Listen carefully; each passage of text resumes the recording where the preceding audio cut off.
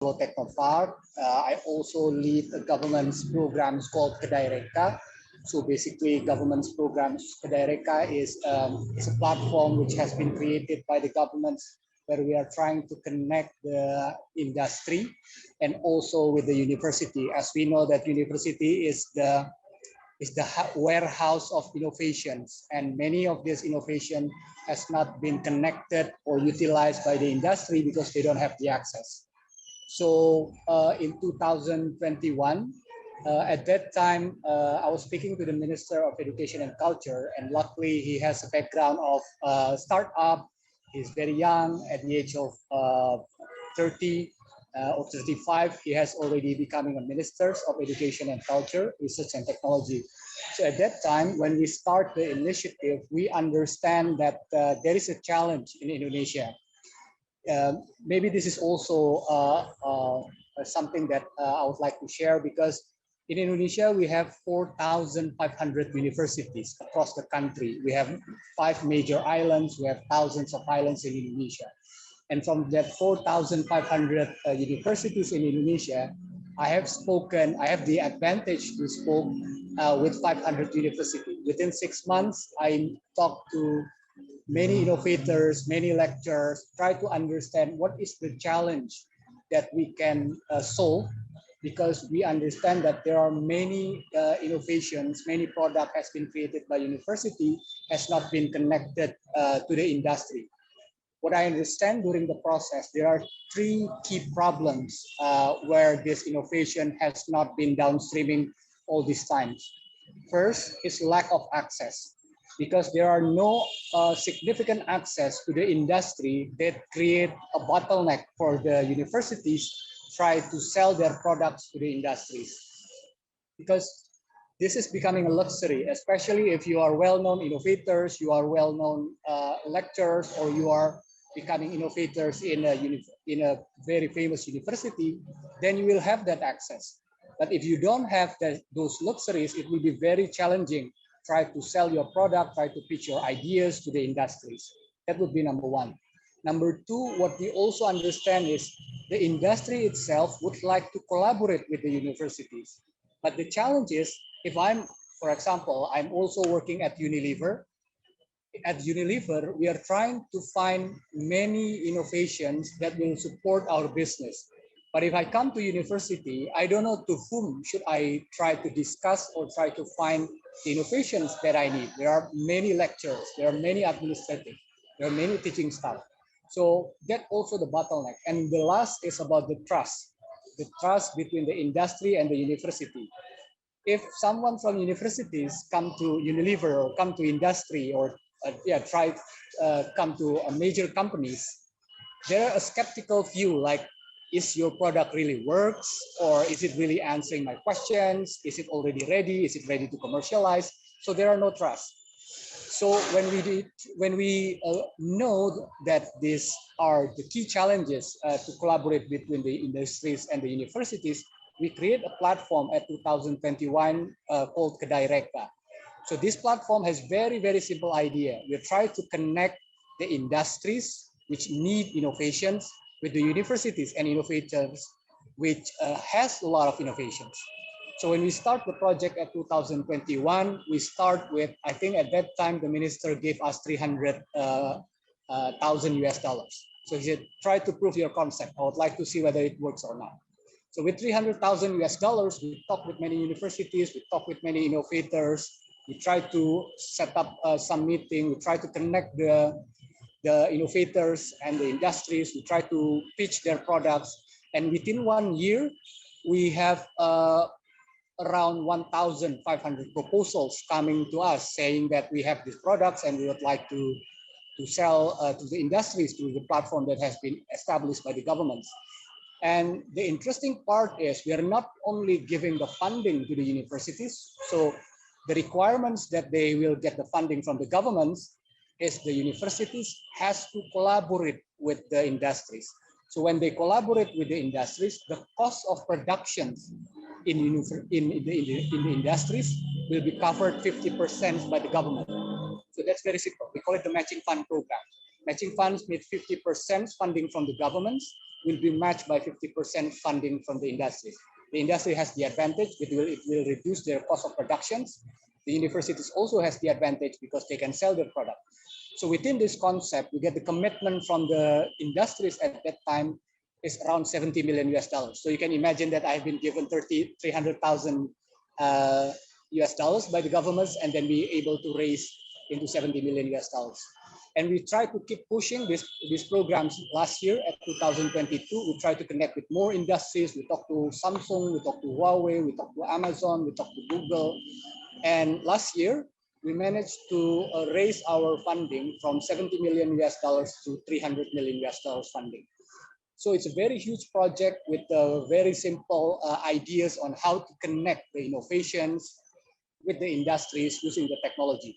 The platform is called EdHeroes. So we are creating an ecosystem right now, and then we would like to create this ecosystem where innovations can grow. The interesting part on this process, which also we are trying to push this year, as we understand that the needs from the industry sometimes doesn't match with the administrations of the governments. I think everyone has that kind of problems, right? When you are using the government's budget, then there are many administrative parts that you have to go through. There are many checklists, many desks that you have to go through. Once we build the ecosystem, now 40,000 innovators are already within our system. There are 10,000 industries within our system. Now the industries is willing to pledge their funding without the support from the government. So the ecosystem works naturally. And from that funding, within only 2 weeks, we already raised around 70 million US dollars. So it's a very huge process that we have been built since the last 2 years. But the idea to connect the industries and the universities is very important. So I think that would be one of the things that I would like to share. Thank you, Ahmad. Thank you for sharing university industry collaboration model. So to promote the educational achievements in education. So thank you so much. So next, I'd like to invite Htet. So Htet, how important is technology in education? So how do you consider technology as an essential one to promote like the personalized learning experience for the learners? So Htet, are you ready? Yes, very excited to be with the panel. Thanks so much for Achmad to share such an inspiring, amazing impact that you've created in Indonesia. Very inspiring indeed. Like Thiha just mentioned, for ourselves, technology, you know, MYEO has been around for almost 10 years now this year. You know, like since we started, we're very much focused starting using the digital tool. You know, the first we started with an information hub.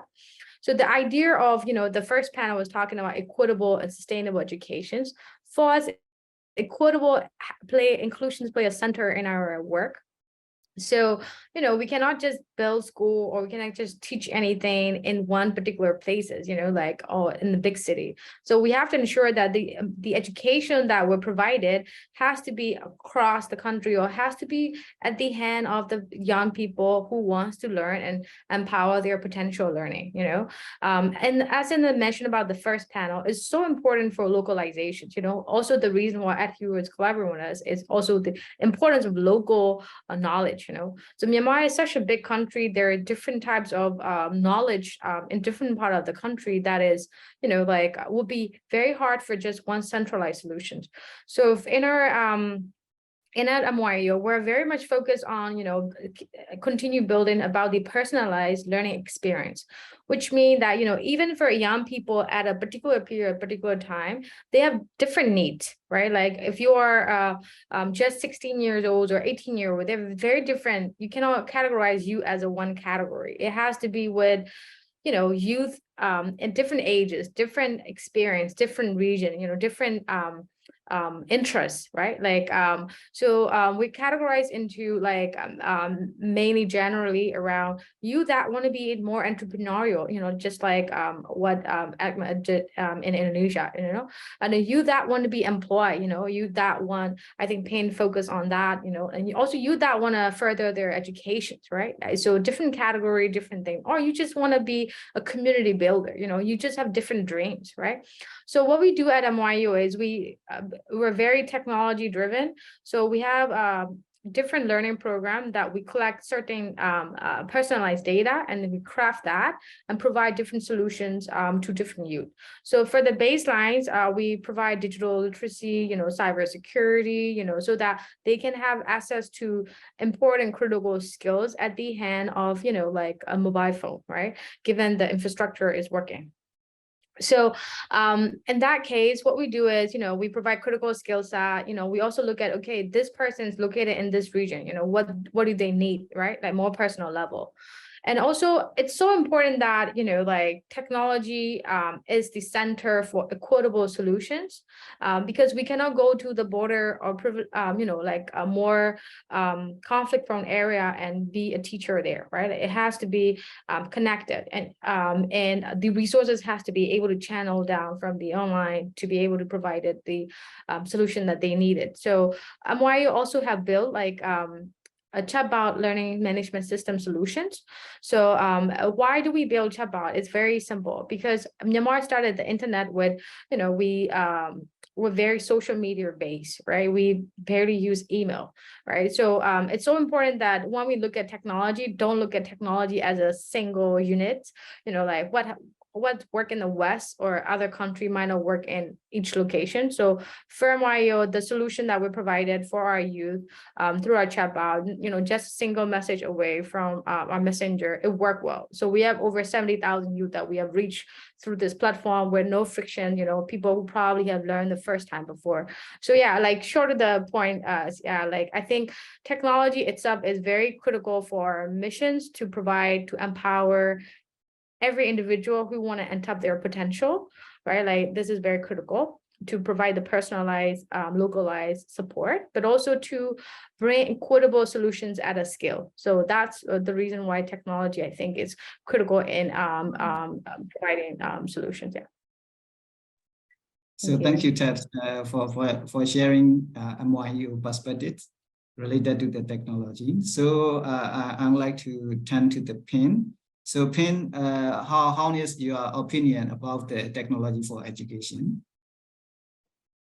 I'm sorry, my background noise might sound very loud. I'm not sure if you can hear me quite well. Just checking. Okay. It's good. It's good. Well, thank you for the question, and it's really an honor to be part of the panelists here and hearing all these amazing stories from all the speakers. I'm Pin, and I'm operating here in Thailand, supporting operations of Generation Thailand. Just to give you a bit of background of in terms of the work that we do for Generation. Generation is a not-for-profit organization that focuses on fixing the issue of unemployment. We are transforming education pathway of how it can be linked right back to employment purpose. So similarly to what Achmad has mentioned about making that linkage between university and industry, that is something that we're very much looking forward to push in the same direction also. But in a smaller scale, we're looking at piloting programs. These are boot camps to help convert unemployed or underemployed people and help educate them and put them into jobs. So that's essentially what we do. The role of technology that I can see, just to add to the points that the panelists are offering, I think one is to design that experience of individuals. We're dealing with, let me give you an example. We're working with individuals who come from non-IT background, right? And we're building this program that we want to put them in a role of software developer to help equip them with this skills, behavior, and mindset. It needs a solid journey of, a personal journey of a person to go through, from acquiring the technical knowledge, but at the same time understand how the technical knowledge is integrated with the soft skill and the new mindset of this new career that they need to adopt to. So we enable to make that happen through two ways of learning. So synchronous and asynchronous session. In an asynchronous session, these are sessions that are delivered in a format of a live workshop, and making that an online session that allows people beyond Bangkok to be able to participate. And we have stories of learners coming outside of the central area who are aspired to be in a field of software development, but they can't find the right type of programs, or they can't find the right type of employment in their own area. So having technology coming in and making this content accessible is very, very key. Also, another part of how we do in a asynchronous session, we utilize an online e-learning platform to allow the learner to navigate this process of learning them by themselves. And that's very important for people who are career switchers also. With career switchers, from the employer's perspective, they have particular drive and hunger to actually go after this type of education themselves with the right mindset, which is growth mindset, that allows them to kind of be successful eventually. So utilizing these two types of a learning experience that allows them to both learn how they can integrate all the learning and practice it and doing role playing in a real life situation, but at the same time, give them enough space to navigate this ongoing process of learning by themselves also. So I see technology platform coming into play in terms of our bootcamp in that sense. The second point I would say in terms of measuring the impact, and I think this is something that generation very much put a lot of emphasis onto, is to make sure that we track the journey from the very beginning till them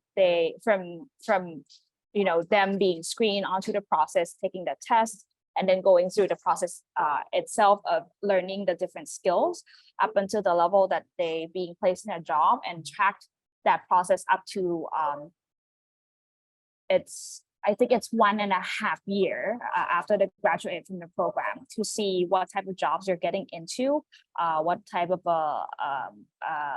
role that they're getting into, the salary that they're getting, how are they spending those type of new earnings that they've been making. So that in that sense, we have an actual proof impact to be able to say, before generation, people are earning this amount of money after the program. On average, globally, we're increasing amount of income by 3 to 4 folds. Or we can say that, in 3 months after graduation of the program, we can actually put 80% of the graduates into employment. So that proves the meaning and making the experience itself justifiable and have a real crucial impact. So I think that's another thing that has a big value when it comes to technology and education. So thank you, Pin. So we see how you empower the youth to be ready for the employment. So with the integration of technology in the trainee and future career development. So thank you so much.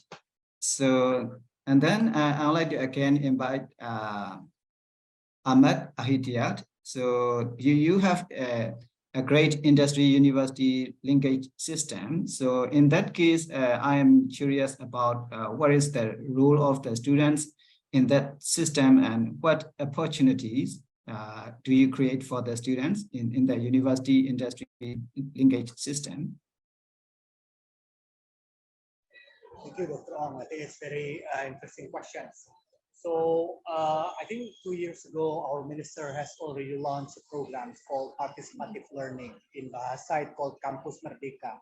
So basically, this program is allowing the students to learn, I think at the last semester, in the last year, in their senior year, they can choose what type of knowledge, what type of skill do they want to learn.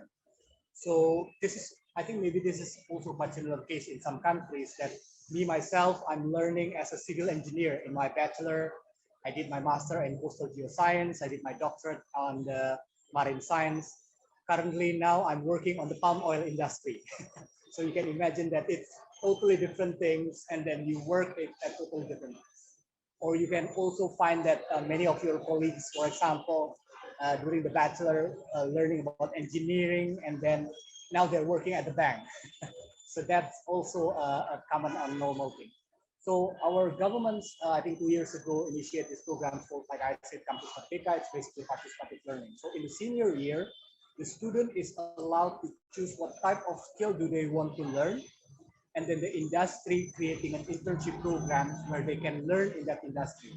So you can imagine that someone with a civil engineering background can work at the hospital, for example, or someone at the engineering programs working with WWF in the internship program.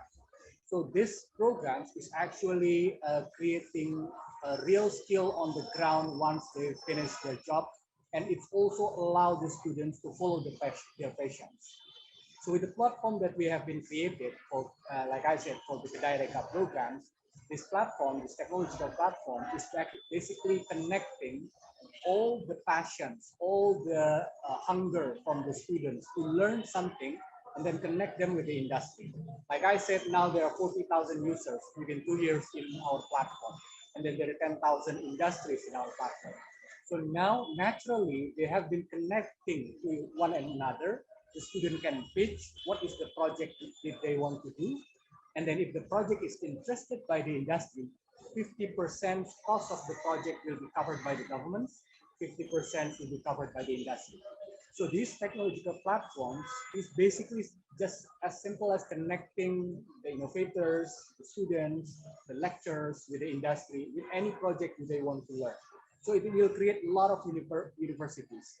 Now I think last year we have around 1,000 projects that have been funded by the programs.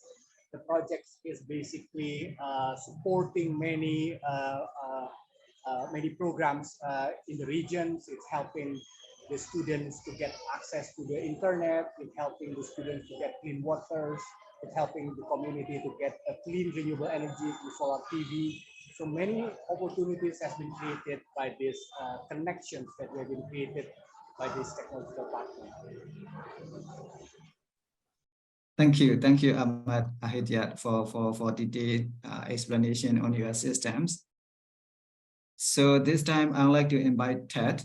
So our world is changing at an rapid speed with the innovation, digitization, and technological progress. So which fundamentally transform role of the industries and reshape consumer demands. So in that scenario, may I request to share your opinion on what kinds of skills will the next generation need for success? So Htet, floor is yours. Yeah, thank you so much. Yeah.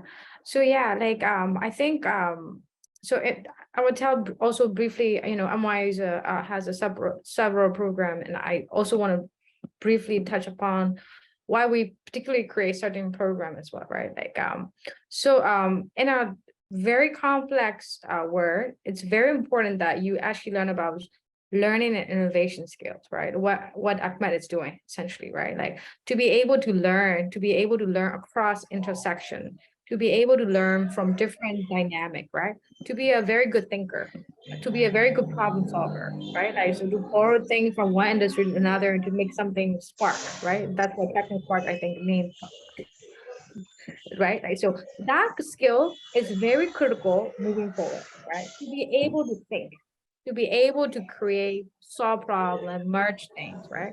So for us, right, like obviously we're a very private organizations, so we do at our own capacity of what we can do, right? Like it's so inspiring to listen to Achmad initiative, the support that you get, right? Like for MYEO at the program level, we have an institute called Experiential Leadership Institute.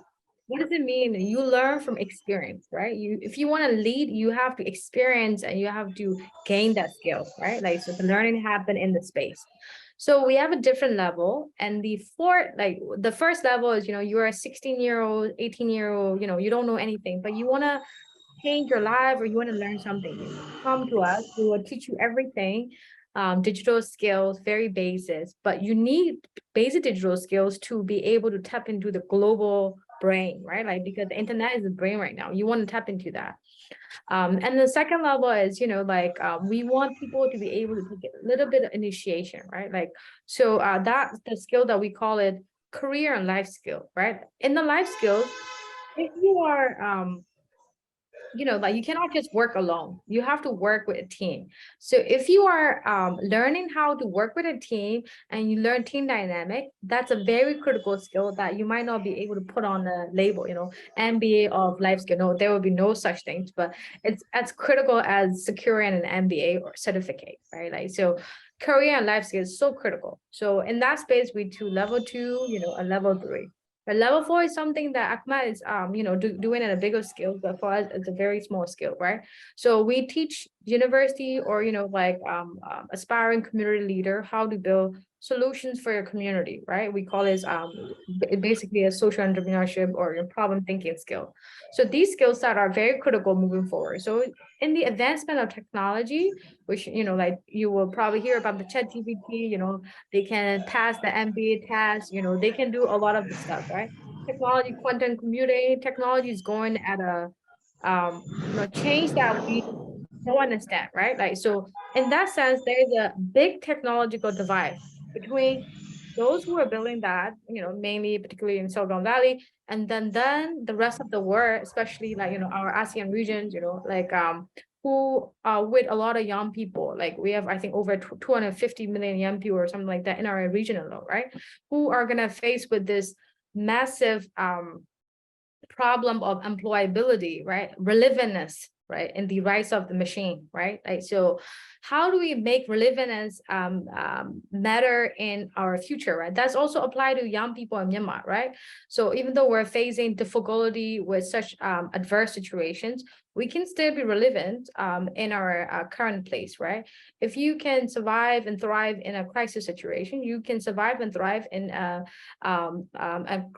much more uncertain places. So it's so important that you learn basic digital skills so that you can leverage the technological tool, which we provide different bootcamp system, digital skill bootcamp almost every month. 1,000 of you come and learn with us. So please join that, right? Like on the other skills, learning innovation skill, right? Learn to make things, learn new things, right? So, and I get career and life skills. I really like what Pin mentioned about the mindset, right? Pin was saying the mindset more than the developer skill, right? So if you want to get employed in the unknown chart, you have to have an open mindset, right? Like open-minded mindset. You have to have the ability to learn new things. So I think that is something that we didn't talk about a lot. We talk about a lot about, okay, I'm going to learn digital marketing. I'm going to get that certificate. I think there are so many things that are not put on a certificate, but they're so critical moving into the future. Being a thinker, right? Being a doer. I think that's very critical for being a team player. That's very critical skills moving forward to the more technologically advanced space in our world. Yeah. Thank you. So thank you so much, Htet, for your motivated words for our youth. So maybe I invite Pin. So could you add some more suggestions for our youth? So what kinds of skills do they need to prepare for their future? Sure. I just want to build on what Htet was saying. I completely agree. Maybe because one way a generation is dealing with individuals who are 18 years old and up, because we are looking for people who are employable right away. They need to be ready to get to work. So all the things that Htet has mentioned, I would completely agree that these individuals have to show up with a goal. They need to understand where they want to go. They need to have hunger for it. And that is not necessarily what we teach at Generation. How we process is these individuals come and show up with it.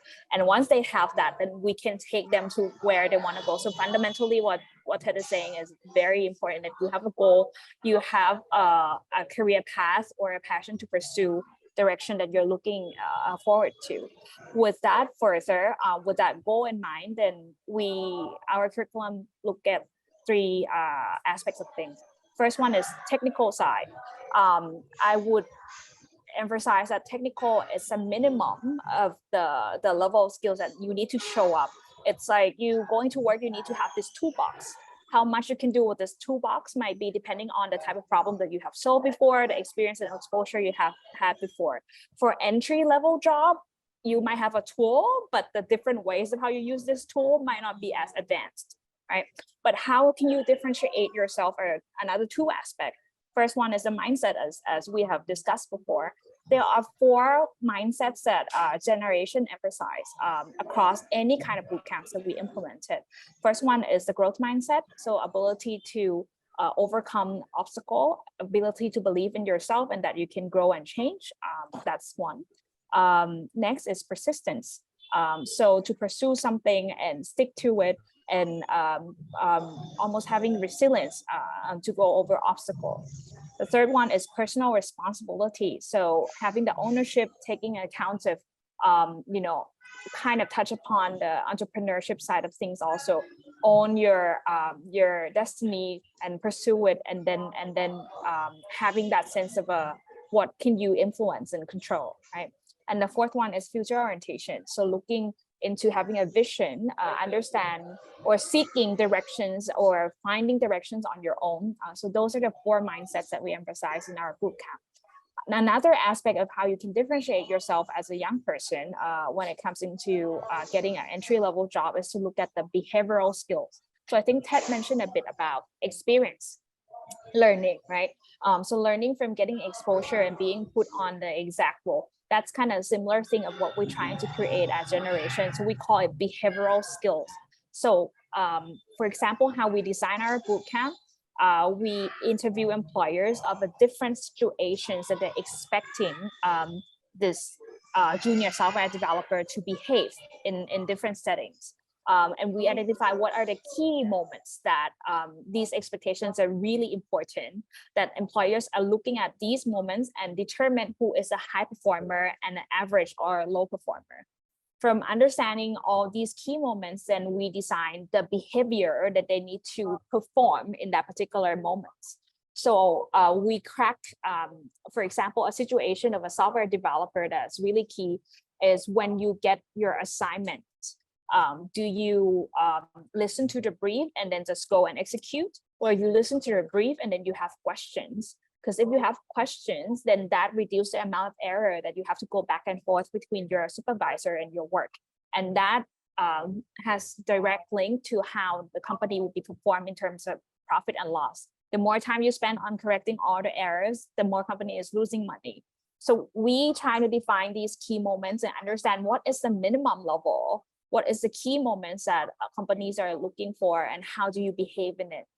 And I would say once you have these 3 key pillars, what you need to understand is how you integrate all these 3 things in one moment. You are coding, you are receiving the brief, are you asking questions, are you having that persistence to still pursue your project? So we bring that together through scenario playing, problem solving in our synchronous session.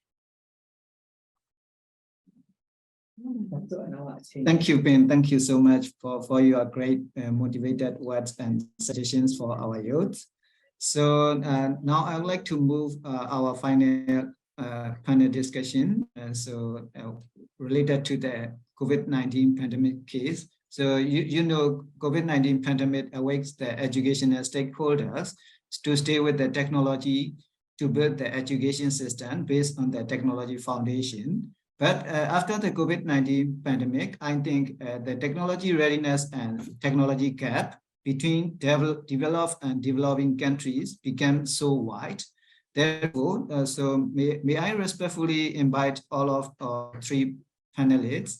So how can we narrow the gap between the countries in the regional level, in the global level, so to challenge and to address the to narrow the gap between the technology in the countries.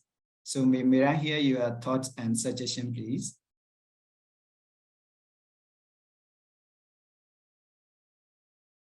Ted, would you like to start? Yeah, I think Pin and Achmad could go first, and then maybe I can contribute later. Yeah, that would be great. Okay, I'm gonna try to take a jab. When me and Dr. Oung was discussing about the problem of pandemic, I was sharing that generation technically is supposed to thrive during pandemic because we are fixing the problem of unemployment, which seems to be a result of the pandemic itself. But we do see that the learners that we have received applications applying to our boot camps are individuals who are perhaps in their mid-career, were in tourism industry and need to actually transition out from companies, or fresh graduates who come out of school and find that their degree is no longer relevant, or the opportunity to get employed is actually not available in their own area. So that's the effect of pandemic on the people. We coming in using technology to make our content accessible and the opportunity itself also accessible. I think that's one way of how we see that we have trying to seize this kind of change this crisis into an opportunity for people. A lot of jobs or employment opportunity are also becoming more open to have remote work. So, you know, individuals or students who are fresh grad from the south of Thailand might not find a software company in a southern part, but he then could get an opportunity to be hired to work in a company that's based in Bangkok. So in itself, it's a tough situation, but it does bring a new light to how opportunities are operating and more accessible these days. Yeah. Thank you, Ben. Thank you. So, Ted, would you like to start, or may I invite Achmad Adhitya to share? Yeah, share. Yeah, I can share. I think this is very interesting questions. Yeah, I think what we learned during the pandemics on the education, at least what I understand is there are three things that we learned during the pandemic for education. I think number one, we now understand that the quality of our teacher or lectures are probably still can be optimized, because when we have to change the platform of teaching from offline to online, many of our lecturers has difficulties to do the teaching online. So those bringing less quality of our education. Then the first thing that we do when the pandemics happen, we understand that we have to upgrade the skill of our teachers and skill of our lecturers on how to deliver the message to students and make the students understand, how to evaluate the education, how to evaluate the teaching process. So through this pandemic, I think we learned a lot on how the importance to build the quality of human resource of our education lecturers or education teachers. That would be number one. I think number two, what we also learned during the process is there are many opportunities for the students to learn not only from the formal educations, but also through informal education. So platform like what Finn has already created, that has already created, it's enriched the skill of the students, and it will allow the students to learn things that is not being taught in the formal education. And this is very important because then I have some friends during the pandemics that he has less income during the non-pandemic situations, but during the pandemic, he learns about how to create a website. So he become a YouTuber, and his income through that process is actually bigger from the works that he has now. So it is really open new opportunities for students or lecturers to learn new things, and they begin to realize that non-formal education is actually very important, and then you can learn a lot through the platform and the technology. And then last, I think the infrastructure. I don't know, maybe in Thailand or in Myanmar, but in Indonesia, we have thousands of islands. And when the pandemic hit, we understand that we cannot do the teaching online because there are no infrastructures to support the online educations at that time. So now we also begin to build our infrastructures to support the online educations. So I think we learned a lot during the pandemic. Of course, it's difficult at the beginning, But now, once we pass this pandemic, I think we begin to seriously build our education structures through technology. Thank you, Ahmad. Yeah. So Oh, Ted, maybe I can jump in. Yes.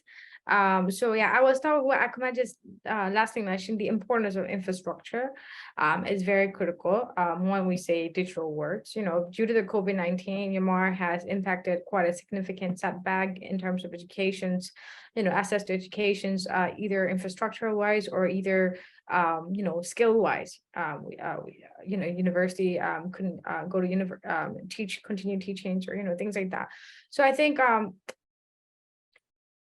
it's the problem that we have in Myanmar context is more compounded due to the situations of accessibility and like the skills wise. So I think it's very important to keep in mind, like the first thing that I want to share is, you know, like the digital divide will continue in much more further scale than we could imagine, you know, like why the more resource country are raising toward quantum computing or, you know, AI or, you know, singularity, where we are raising towards educating our young people to be able to use simple digital tool and to be able to participate in the digital space and, you know, like what Achmad said, to learn from it, you know, to create content on it. So that's like the negative side, but on the also the positive side, what Pim mentions, it's so important to see this as a reverse as well. Like, you know, what are the other opportunity that you could grasp right now due to the COVID-19 pandemic, right? The remote job.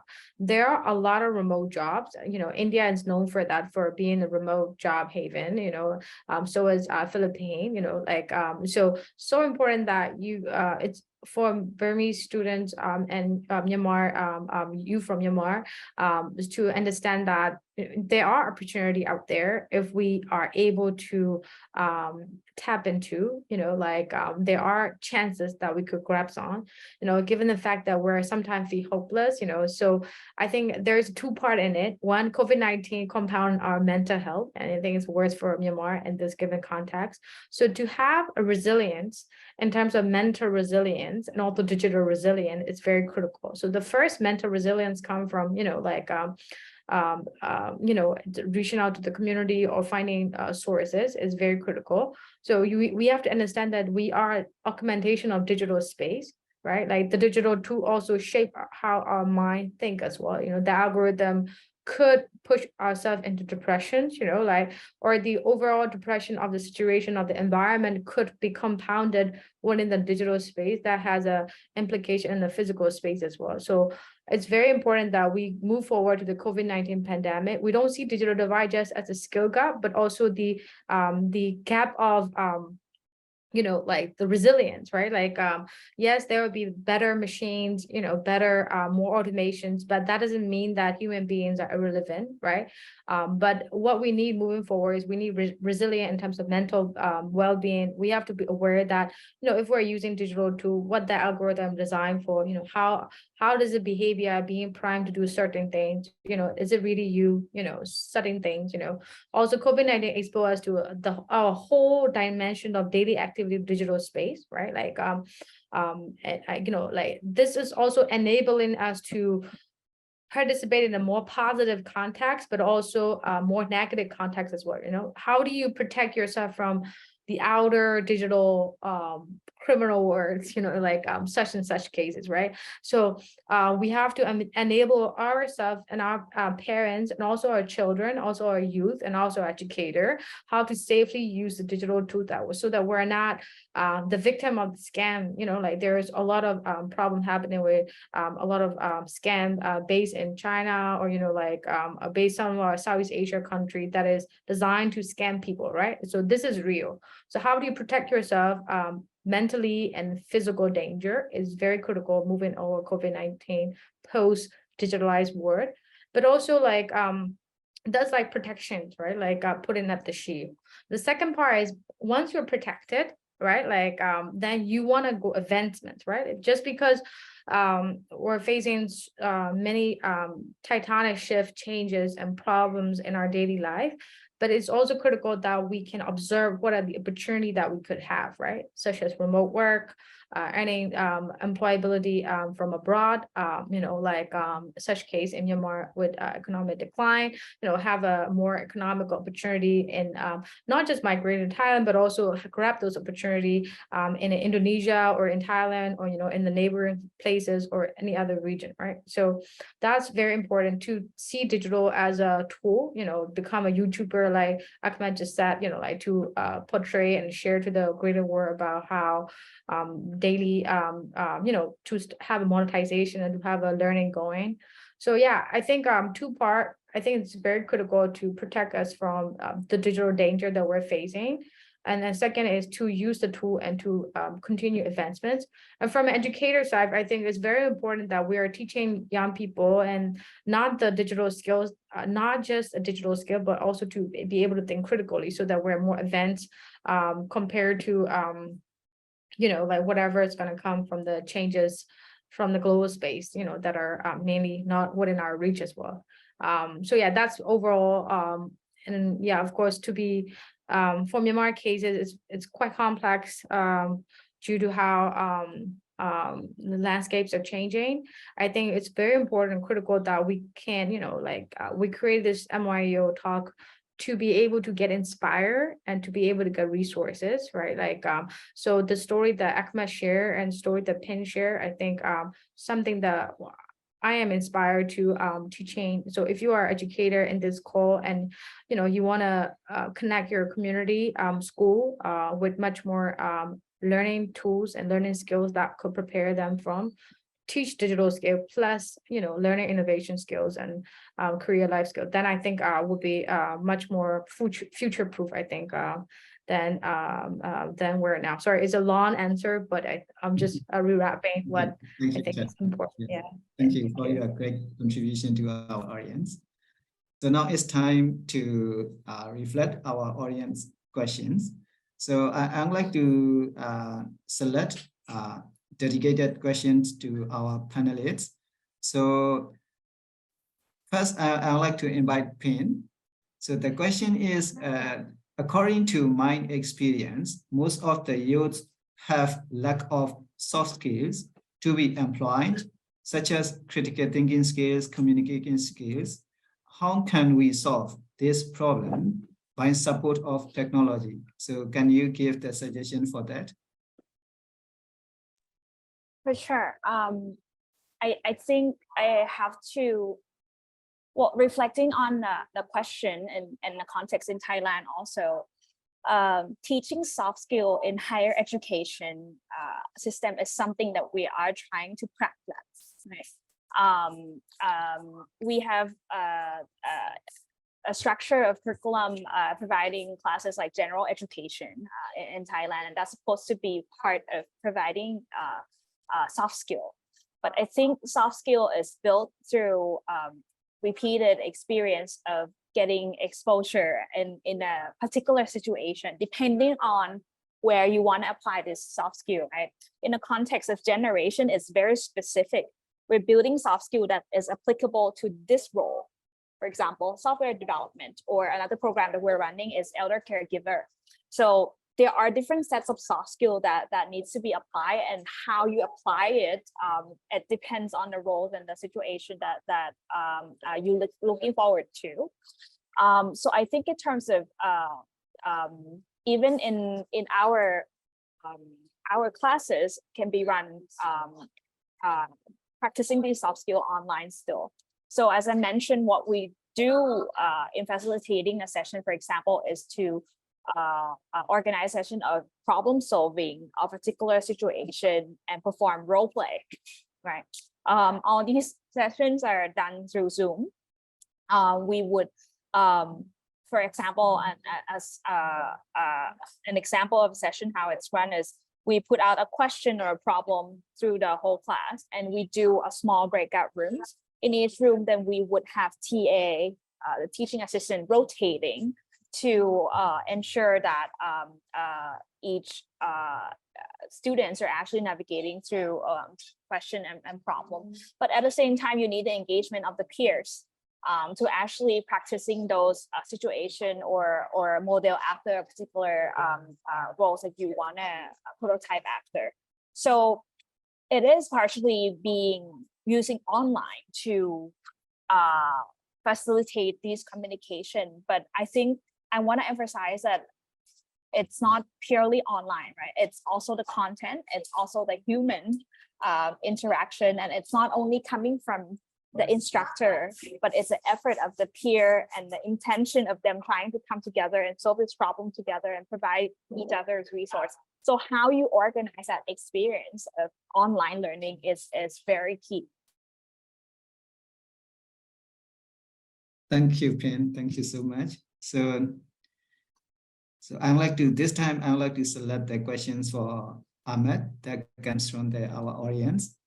So the question is, I do agree we need to have the technology and skills for next generation. Could you imagine what kinds of technology will be necessary for all youths and teachers? So Ahmed, please. Yeah, I think to answer the questions, maybe if we see the context of Industrial Revolution 4.0, we will start to learn that there will be new things that is going to come in the future, and then it will need a certain skill set, and we have to start learning on that skill set. Artificial intelligence, 3D printing, genome sequences. Those are the new skills that I think will be needed with the new technology in the future. So I think just like what Tim and Ted say, that we have to use the opportunity that has been provided by this new technology platform to start learning on this new skill set that is needed in the future. So I think that's all. Thank you, Achmad Adhitya. So may I invite Ted to reflect one of our audience questions. So the question is, could you please provide one quote which can be motivated to the youth leaders today to have their lifelong learning? Yeah. Thanks. Yeah, thank you, Sia. So I think I have a pivotal moment in my learning journey. Especially two things that I've I think stuck in my head. One is when I was studying in Hong Kong, and I took a Chinese philosophy class, and there was like a different learning design. There was like a different method. There's sage thing, which is like basically you learn from the book, right? And there's also, I think I forgot the philosopher name, but it's stuck in my head, right? Like that is like that essentially say. I don't need to read any books. Like, I'm not saying you don't read any books. Here they say there is no books in the place in the whole world that can teach me for the next moment, because the moment is new and there's no book that is relevant for that moment, right? That was the philosopher in the, I don't know, like very old age, right? Like thousands of years ago. But his idea is, I think, still very valid, right? Like so this is what we're experiencing, right? Like we're going forward, and if you be honest, three of us, we're trying our best to prepare future proof, but we honestly, no one know what the future holds, right? Like we're trying our best. We have some guidance and stuff, but then we're trying, right? So important that you took the learning into your own hands of the particular moment, right? So treat every moment as if you're learning, which means the moment that you have about the word, about your immediate environment, there's experiences you can use as a book, right? So I think that's very important. And also that's another professor, I think we had a tea by the lake, and he was mentioning like Ted, like if you cannot make relevance to your life about what you're learning, you're not learning. Something has to be relevant back. So I think it's so important that to do a reflections and connections about what you learn. So I think lifelong learning, self-learning, relearning, learning how to learn, it's very difficult for, Myanmar youth, because we're processing a lot of this stuff. But, throughout these decades of interacting with a lot of Myanmar young people, I think we have such an inner drive to learn. So I believe that just be confident in the ability that you can learn, in every moment of your life. And I think that will be very critical for a very critical future-proof skill, like being able to learn different environment. Yeah, thanks. Thank you, Ted. So it's time to hand over the floor to our MC according to our schedule. So thank you all panelists and participants for your great contribution to our today's event. I'm sure your contribution gave great supports and ideas to build equitable and sustainable education with the cutting-edge technologies. So thank you so much. So may I invite Thiha to continue our session. Thank you, Tata. What a great panel with questions and answers. Thank you, Pin, Ahmed, and Mehtet. I believe participants have got a lot of information and insights from you. We do appreciate your time, efforts, and everything you've said and done for this event. Also, dear participants, if you be so kind, we would like to hear some feedback from you for this evening session. Please go to the link in the chat and kindly fill it out. Your feedback is highly appreciated. All right, it's 2:02 p.m., almost time to say goodbye. But before that, I'd like to invite Mehtet to give closing remarks. Back to you, Mehtet. Yes, I don't much prepare for the closing remark. I just want to say thank you so much. Terima kasih. And then like, I don't know, in different languages that I could, if I could speak, I would speak to our guest speaker, like Kapunka, and also our participant for really making this happen and being here. And also, of course, super thank you for EdHeroes for all the amazing work that you do, and also just connecting such amazing educator and EdHeroes to Myanmar together with us. We're super excited. And for the for the announcement, this is just the beginning. We really believe that to solve the problem for words, to empower young people in Myanmar, we need to do it with the entire village, which is the Global Educator Network.